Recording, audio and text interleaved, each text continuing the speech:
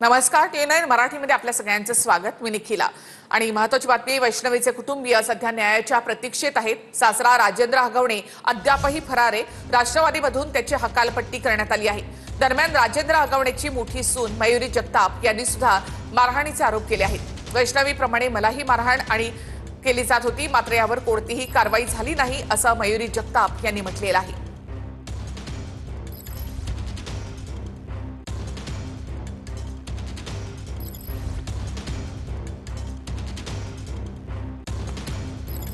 तर राजेंद्र हगवणे सध्या फरार आहे आणि राष्ट्रवादीतून त्याची हकालपट्टी करण्यात आली आहे। त्याला शोधण्यासाठी आता 6 पथकं पाठवण्यात आलेली आहेत असं अजित पवार यांनी म्हटलंय। तर राजेंद्र हगवणे याची मोठी सून मयुरी जगताप यांनी देखील मारहाणीचे आरोप केलेत।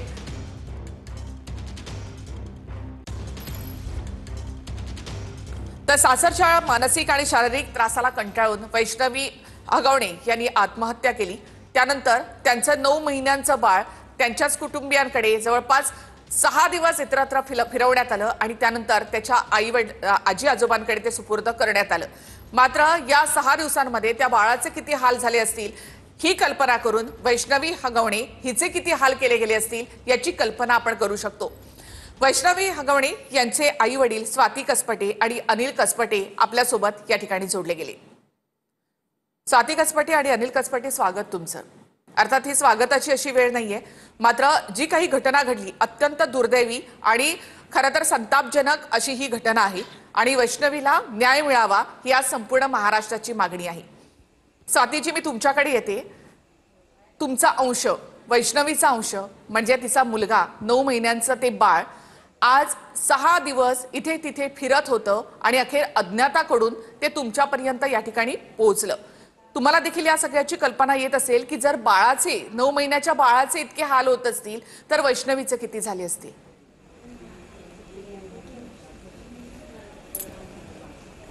खूप हाल केले त्यांनी, खूप। आज बाळाला 4 ते 5 दिवस झाले कसे फिरवत होते।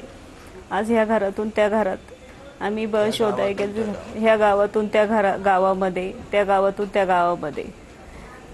इकडे गेले आणायला की ते तिथून घेऊन जायचे त्याला। एका ठिकाणी घ्यायला गेलो तर त्या माणसांनी आम्हाला दिलं नाही, हाकलून लावलं। पिस्तुलाचा धाक दाखवला। मला सांगू हॅलो जी स्वातीजी, तुमचा आवाज येतोय। हां, तो कोण निलेश जगताप होता, निलेश चव्हाण, सॉरी निलेश चव्हाण होता। त्याच्याकडे बाळ होतं। हो, निलेश चव्हाण त्याच्याकडे होतं। त्याने तिथे आणाय गेल्यावर त्याने बंदुकीचा धाक दाखवून आमच्या धीरांना जे आणाय गेले ते त्यांना सगळ्यांना हकलून दिलं, धमकी देऊन। आणि मग तिथून आल्यावरती मग परत पोलिसांना ह्यांना सांगून, ताईंना सांगून ते मीडियानी सपोर्ट देऊन आम्हाला आमचं बाळ आज दिलं सकाळी आणून। स्वातीजी, आपल्यासोबत मयुरी जगताप यांचे भाऊ मेघराज जगताप आणि त्यांच्या आई लता जगताप देखील इथे जोडल्या गेलेत। कारण दोन्ही कुटुंब अशी आहेत की ज्यांच्यावर हगवणे कुटुंबाकडनं त्यांच्या मुलींवर अत्याचार झाले, त्या मुलींना सगळा त्रास सहन करावा लागला, म्हणून त्या कुटुंबाला देखील आम्ही आपल्यासोबत या ठिकाणी जोडून घेतलेला आहे। स्वातीजी, मी पुन्हा एकदा तुमच्याकडे येते। ज्या वेळेला म्हणजे 6 दिवसांपूर्वी त्या छोट्याशा बाळाने आपल्या आईला गमावलं, ते बाळ आईच्या मायेची ऊब शोधत होतं आणि अशा वेळेला ते बाळ 6 दिवस तुमच्याकडे देण्यात आलं नाही, ते वेगवेगळ्या नातेवाईकांकडे दिलं गेलं आणि कुठल्या तरी अज्ञात व्यक्तीपर्यंत पोहोचवलं गेलं आणि मग तुमच्यापर्यंत ते दिलं गेलं, तेही त्यानंतर सगळा दबाव वाढल्यानंतर। मात्र या सगळ्यामध्ये ते छोटंसं बाळ आपल्या आईची ऊब शोधत होतं। ही आईची ऊब तुमच्याकडून त्याला मिळत होती किंवा तुमच्याकडून मिळू शकली असती, तुमच्या पतीकडनं म्हणजे त्यांच्या आजोबांकडनं, त्याच्या मामाकडनं, मावशीकडनं ही ऊब त्या छोट्याशा बाळाला मिळू शकली असती, मात्र त्या बाळाला जाणीवपूर्वक तुमच्यापासून दूर ठेवण्यात आलं। हो, आज आम्ही इथे बाळ आता लग्नाला आलं त्यावेळेस आमच्याकडेच असायचं। आम्ही त्याला खायला प्यायला, पोरं माझी म्हणजे त्याचे मामा घेऊन फिरायचे सगळीकडे, म्हणजे तो त्यांच्याकडे खूप आनंदात असायचा। मामा झाले, मावश्या झाले, सगळ्यांकडे, आजोबांकडं, माझ्या जावांकडे, सगळ्यांकडे खूप छान राहायचा। सगळे आम्ही खायला प्यायला व्यवस्थित घालायचो। आज मी म्हणते ना, ते बाळ इतकं खराब झालंय, बघवत नाहीये त्या बाळाकडे. 5 दिवस ते कसं त्याच्या आईशिवाय, म्हणजे ज्यावेळेस ते अंगावर पाजायची त्याच वेळेस ते झोपत असायचं. ते कसं त्यांच्याकडे राहिलं असं, आणि त्याला ओळखीशिवाय तो कोणाकडे गेला पण नाही कधी. त्याचे एवढे हाल झालेत ना.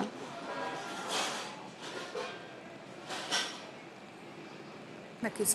आपल्यासोबत मयुरी जगताप यांचे बंधू मेघराज आणि आई लता जगताप या देखील जोडल्या गेलेल्या आहेत.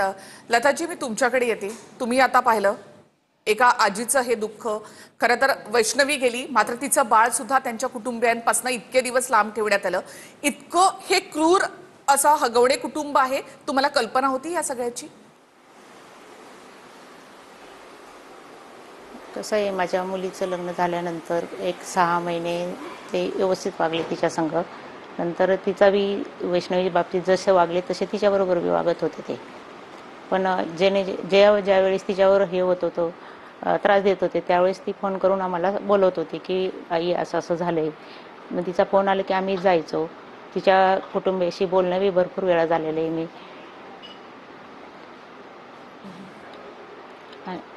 जी.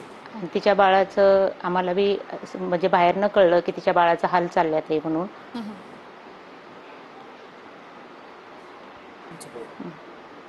अनिल कासपटे, मयुरी जगतापचं लग्न झालं हे वैष्णवीच्या 1 वर्षापूर्वी, म्हणजे 2022 मध्ये, आणि त्यानंतर 2023 मध्ये वैष्णवीचं लग्न झालं. मयुरी जगताप यांचे अशा प्रकारे हाल होत आहेत किंवा त्यांच्यावर अशा प्रकारे हगवणे कुटुंबाकडनं अत्याचार केले जात आहेत, त्याची कल्पना होती तुम्हाला? तशी कल्पना थोडीशी तिथे द्यायची मला, की बघा ना, मला माझ्या जावेशी बोलून देत नाही, आणि तिचं मला सांगतात, मला तिचं सांगतात, एकमेकांना मला बोलून देत नाही आहे. पण थोडंफार बोलायचे ते आल्या आल्या. पण म्हणजे असं सांगायचे ती की असं तिला हे करतात, ते करतात, मयुरीशी असं वागतात. मलाही बोलायची ती. पण एवढं काय असं त्यांचे, पण ज्यावेळेस त्यांचा वाद झाला, मयुरीला मारलं, तिच्या नंदेने मयुरीला मारलं, ज्यावेळेस ते फरार होते त्यावेळेस तिचे नणंद, सासरे आणि हे त्यावेळेस आमच्याकडे पण आले होते. फरार होते त्यावेळेस एक दिवस आमच्याकडे आले होते. जेवण वगैरे केलं 11, 11:30ला, आणि 12, 12:30च्या नंतर निघून गेले इथनं. मी म्हणलं काय आलं काय आलं, तर ते कळलंच होतं म्हणजे मला की असं असं झालेलं आहे. मयुरीने असं असं गडबड केली, मारहाण केली मयुरीला, असं कळलं होतं. पण त्यावेळेस ते इकडे आले होते. मग इकडे आले आणि गेले ते निघून. हे माहिती होतं म्हणजे थोडंसं की ते करतात असं मयुरीला. म्हणजे मयुरीला ते मारहाण करतात त्याची कल्पना होती तुम्हाला? आणि एक वेळ हो, थोडीफार कल्पना होती. म्हणजे हेही जास्त झालं त्यावेळेस मला कळलं की मयुरीला मारले आणले म्हणून. पण मग मी म्हणलं आता असं असं झालंय. पण मी माझ्या लेकीला सांगितलं, बाळा तू व्यवस्थित वागत जा, बघ आता तू बघते ना, तर त्या व्यवस्थित समजून घेत जा, त्यांचं काय बोललं तर बोलू दे, ऐकू दे, ऐकून घेत जा, काय जास्त काय बडबड करू नको, किंवा काय कामात चूक झाली तर सुधर, असं मी बोलायचो. एकमेकीला चांगलं राहा, असं तसं सांगायचं त्याला नाही मी. आणि एक वेळ अशी आली होती की हा जो आम्हाला नातू झाला त्यावेळेस तिची नणंद आणि सासू ह्यांनी, आता मी दवाखान्यात असताना दवाखान्यात असताना मयुरीच्या मिस्टरांना फोन केला. तिच्या सासूला विचारलं की हे मुलगा झाला आहे. मला आनंद झाला, मला नातू झाला म्हणून, पहिलाच मुलगा झाला माझ्या मुलीला. मग मी म्हणलं सांगू का, मग जावायला विचारतो म्हणलं सांगू का, तर सांगा म्हणले जावायला. पण मग मी पाहुण्यांना फोन केला, मोठ्या पाहुण्यांना, की सुशीलला, की असं असं पाहुणं ना, तर मला पुतण्या झाला, तुम्ही बघायला या. म्हणलं येतो म्हणल्यानंतर ठीक आहे आता येणं साहजिकच आहे. मग आलेल्या दवाखान्यात असं तसं झालं, हे झालं. पण ते काही पाहुणे आले नाही. नंतर मी म्हणलं जाऊ दे आता, काय त्यांचं काय वाद झाले असतील.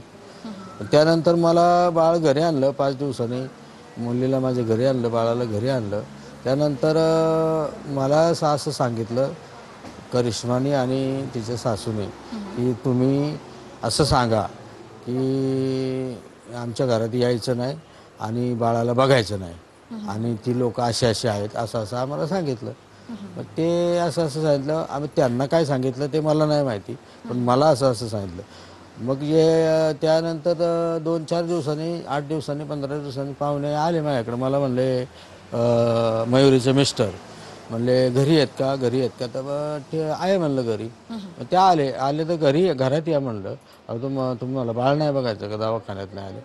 तर म्हणलं नाही नाही, माझं रस्त्यावरच काम आहे, या तुमच्याकडं काम आहे. गाडीतच बसवलं त्यांनी आणि मला फक्त एकच प्रश्न केला की मामा तुम्ही आम्हाला काय बाळ बघायला काय मनाई केली का? म्हणलं पाहुणे मला हे जावईसारखे ते जावईसारखे, मी कशाला असं काय म्हणणार? एवढं बोललो. त्यांनी लगेच चावी मारली. मला म्हणले बस एवढंच ऐकायचं होतं, गेलं निघून. ह्याच्या व्यतिरिक्त माझं आणि मोठ्या थोरल्या सुशीलची काय माझं हे नाही. जी जी. एवढंच बोलणं झालं. हे एक गोष्ट झालेली आहे त्यांच्या बाबतीत. बरं. मेघराजजी, तुमचं कधी म्हणजे जगताप कुटुंबाचं आणि कसबटे कुटुंबाचं असं कधी काही संवाद वगैरे राहिलाय का, किंवा तुमचा काही संवाद होता का त्यांच्याशी? संवाद वगैरे म्हणजे लग्नाच्या वगैरे टायमिंगला तेवढाच संवाद, त्याच्या पलीकडे जास्त नाही संवाद. आलं गेलं तेवढं, तिथे एकत्र भेट झाली हगवण्यांची तर आमचं बोलणं असायचं. परत त्या शशांकच्या कार्यक्रमाच्या वेळेस वगैरे बोलणं असायचं आमचं. पण जेव्हा मयुरी जगतापला मारहाण होत होती, तुम्ही स्वतः तक्रार देखील दिली होती पोलीस ठाण्यामध्ये आणि राज्य महिला आयोगाकडे. मग त्यावेळेला तुम्हाला असं वाटलं का की म्हणजे तुमच्या कानावर कधी आलं का की मयुरीला जशी मारहाण होते आणि तशीच वैष्णवीला सुद्धा होते म्हणून? नाही, त्यावेळेस वैष्णवीला काही तशी तक्रार येत नव्हती. थोडंफार बाचाबाची वगैरे चालायची हे मयुरी सांगायची आम्हाला. पण त्यावेळेस वैष्णवीचं काही जास्त कानावर येत नव्हतं, कारण त्यावेळेस मयुरी तिथं होती. मयुरीवर जास्त त्यांचा आक्रोश होता. त्यावेळेस भांडणं जास्त मयुरीवरच करायचे ते काही कारणावरनं. मेघराज, तुमच्याकडे हुंड्याची मागणी केली होती का हगवणे कुटुंबाने? आमच्याकडे हुंड्याची मागणी केली असू शकते त्यांनी, पण काय झालं, हे प्रकरण जसं त्यांचं भांडणं वाढत गेली तसे आम्ही मयुरीला तिकडे, मयुरी त्यांनी वेगळं राहिले. मयुरीने त्यांनी वेगळं राहिल्यामुळे त्यांनी त्यांचं सगळं आर्थिक मदतच त्यांनी बंद करून टाकली, त्यांना त्रास द्यायला चालू केले. त्यामुळे जर ते एकत्र राहिले असते तर आज वैष्णवी सोबत जे झाले ते हिच्यासोबत पण झालं असतं. नाही, पण लग्नामध्ये काही मागितलं का मयुरीकडनं की तुमच्याकडनं, असं काही मागितलं होतं का राजेंद्र हगवणे यांनी? नाही नाही, त्यावेळेस फक्त पैशांवरनच चाललं होतं की तुम्ही एवढे पैसे द्या, तेवढे पैसे द्या. किती पैसे त्यावेळेस माझे वडील नुकतेच गेले असल्यामुळे तेव्हा काही एवढं नाही. त्यावेळेस आपण म्हणलं होतं की बाबा आम्ही एवढे एवढे पैसे 10-12 लाख रुपये आम्ही देऊ शकतो, त्या आम्हाला काय घालायचं ते सोनं आम्ही घालू शकतो, तेवढं आम्ही घालू शकतो. तर ते म्हणत होते त्यावेळेस थोडे जास्त द्या, एवढ्यात काय होणार. मग म्हणले साखरपुडा करून द्या. आम्ही साखरपुडा पण करून दिला आणि वरती मग आम्ही आमचा खर्च केला, त्यांना उक्ते देऊन टाकले आम्ही 10-12 लाख रुपये. म्हणजे 10-12 लाखाचा हुंडा तुम्ही त्यांना दिला वरती होता? आमचं मग स्वतःचा काय हुंडा नाही म्हणता, आम्ही उचलून दिले की झालं त्यांना ते 10-12 लाख रुपये. आणि वरचं सोनं काय आमचं 15-20 तोळे असतील ते मयुरीला आम्ही घातलं. आणि त्याच्यानंतर आम्ही आमचा साखरपुडा केला आणि त्याच्यानंतर जो आमच्याकडचा खर्च होता 10-15 लाख रुपये आमचा वेगळा खर्च झाला असेल, तो आमचा वेगळा झाला. म्हणजे तुमच्याकडनंही त्यांनी हुंडा मागितला होता 10-12 लाखाचा आणि अधिक मागत होते ते? हुंडा मागितल्यागत नाही ते, आपण त्यावेळेस म्हणजे आपण उचलून देत होतो ना, तर त्यावेळेस त्यांना आपण दिल्यागत झाले ते पैसे की एवढ्यात काय होणार नाही, थोडेफार जास्त द्या तुम्ही काहीतरी. हुंडा नाही म्हणता यायचं त्याला. जी.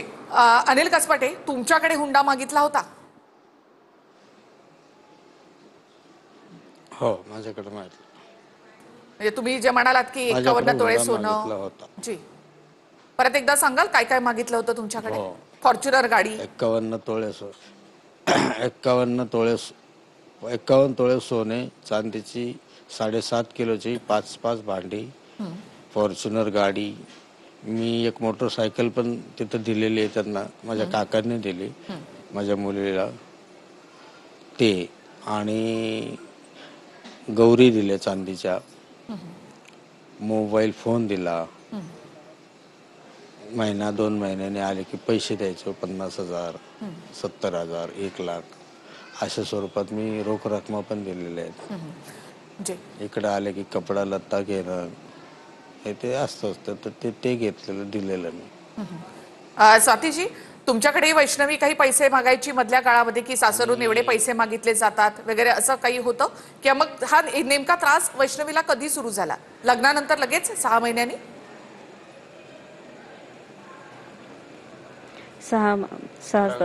5-6 महिन्यानंतर चांगलं होतं. त्याच्यानंतर म्हणजे त्यावेळेस सांगत नव्हती काही, पण ज्यावेळेस सांगायला लागली 5-6 महिने होऊन गेले होते, मग ते थोडं थोडं असं सांगायची. मग ती फक्त मला म्हणायची, पप्पांना सांग मला पैसे द्यायला, आज पैसे मागितले ते. मग मी हिच्या पप्पांशी बोलायची, मग हे जाऊन आतमध्ये बोलायचे, चर्चा करायचे आणि तिला पैसे द्यायचे ते. वैष्णवीशी बोलून मग दरवेळेस असं 2-1.5 महिन्यांनी यायची, पैसे मागितलेत म्हणायची. नाही म्हणले की रडायची. मग ती म्हणायची नको मला टॉर्चर करतात ते. मग तिच्या पप्पांशी बोलून ती घेऊन जायची पैसे.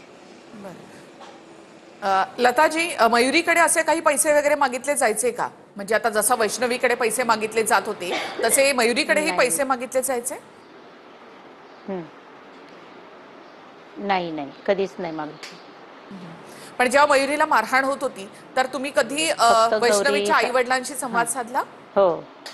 कधी बोलणं झालं? कारण व्याही असतात, तर नाही, तुम्ही कारण कधी कसं स्वातीजींशी बोलला? हां. नाही नाही नाही, काहीच बोलणं नाही. कसं त्यांचा नंबर वगैरे बी माझ्याकडे नव्हता आणि कॉन्टॅक्ट नाहीच आहे माझं. मग त्यांच्या मुलीच्या पूजेच्या वेळेसच त्यांची माझी गाठ जे ओळख झाली तेवढीच. पण जेव्हा मयुरीला मारहाण होत होती आणि त्यानंतर नंतर वैष्णवीला सुद्धा कोणत्या- व्हायला लागली, तेव्हा काही तुमचा संवाद नाही झाला की मयुरीला अशी मारहाण होते तर तुम्ही तुमच्या मुलीचं बघा किंवा काय, असा तुम्ही नाही. काही सांगितलं नाही कधी?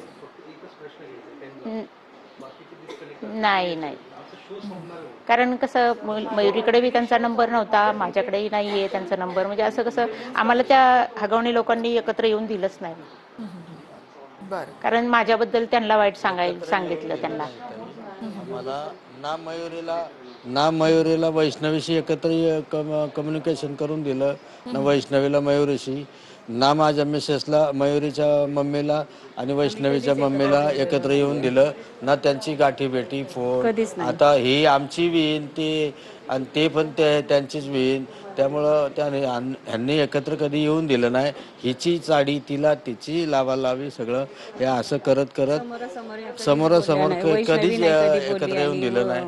मयुरी पण नाही बोलली कधी. हा, असं आणि काहीतरी ते आहे. मयुरीची आई पण मयुरीच्या आई संग पण मी कधी बोलले नाही, त्याही माझ्या संग कधी बोलल्या नाही.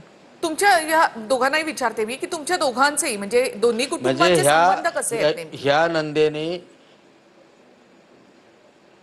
कोणाचे? मयुरीच्या हा, म्हणजे मयुरीचे आई वडील म्हणजे आई आणि भाऊ आणि तुमचे एकूण कसे संबंध आहे? संवाद होता काही की मग दुरावाच होता?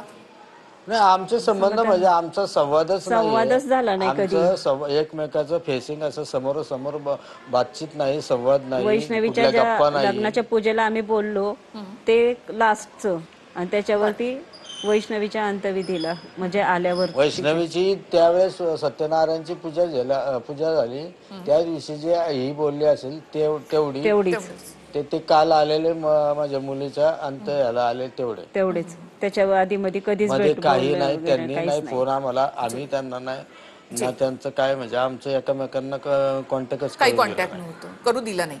मेघराजजी, तुम्ही पोलीस स्टेशनमध्ये तक्रार केली, नाही, राज्य महिला आयोगाकडे नाहीच देखील तक्रार केलेली होती.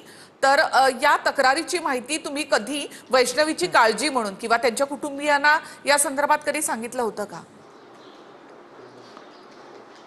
नाही, काय झालं, मयुरीचा सगळ्यात जास्त त्रास कधी व्हायला लागला, वैष्णवीचं लग्न झाल्यानंतर मयुरीला सगळ्यात जास्त त्रास व्हायला लागला. तो त्रास झाल्यानंतर त्यावेळेस वैष्णवीला काही त्रास नव्हता, म्हणजे आमचं त्यावेळेस म्हणजे आम्हाला तरी काही कानावर येत नव्हते त्या गोष्टी. आम्ही महिला आयोगाकडे वगैरे सगळ्या तक्रार दिल्या. आता तसं जर आपल्याला माहिती असतं तर आम्ही त्यांना पहिलंच अलर्ट केलं असतं, पण हे हगवणे फॅमिलींनी आम्हाला त्या कधी एकत्र येऊन दिलं नाही, आम्हाला बोलून दिलं नाही, तर संबंधच येणार नाही ना की कसं ह्यांना सांगावं. तर प्लस नंतर ते आपल्या फेवरमध्ये बोललेलं ऐकतील का बाबा? पण मेघराज, तुम्ही जी तक्रार दिली पण पोलिसात, सगळ्या आम्ही विचार करतो त्यावेळेस की बाबा. बरोबर, पण तुम्ही पोलिसात जी तक्रार दिली तुम्हाला काय अनुभव आला? पोलिसांनी काही दखल घेतली? राज्य महिला आयोगाने काही दखल घेतली?